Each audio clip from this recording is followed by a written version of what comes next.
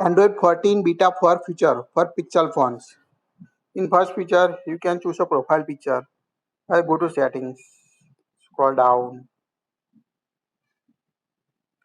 tap on a system, tap on a multiple users. Here you can tap on username. Now tap on a camera icon. Here you can choose a profile picture you want to set. Here we select this. Tap on a done.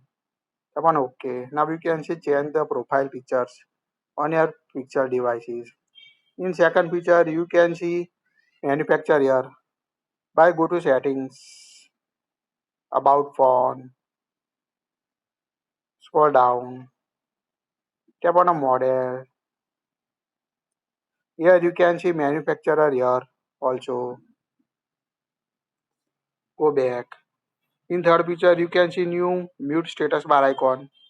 Press the volume up or down button and select the mute. Now you can see the mute icon change compared to previous Android 14 beta 3. In fourth, you can see the Android for Easter egg. By go to settings. Now scroll down. Tap on about phone. Again scroll. Tap on Android version. Tap on Android version 2-3 times. Now you can see Android 14. Now long press it. And you can see the play the Android 14 games like a rocket launching. Here you can see the game. Rocket launching game you want to launch. It's quite easy, interesting to play game. If you have a Pixel 6, Pixel 7 or 7 Pro devices, you can see the new feature also called AutoConfirm Unlock on your device.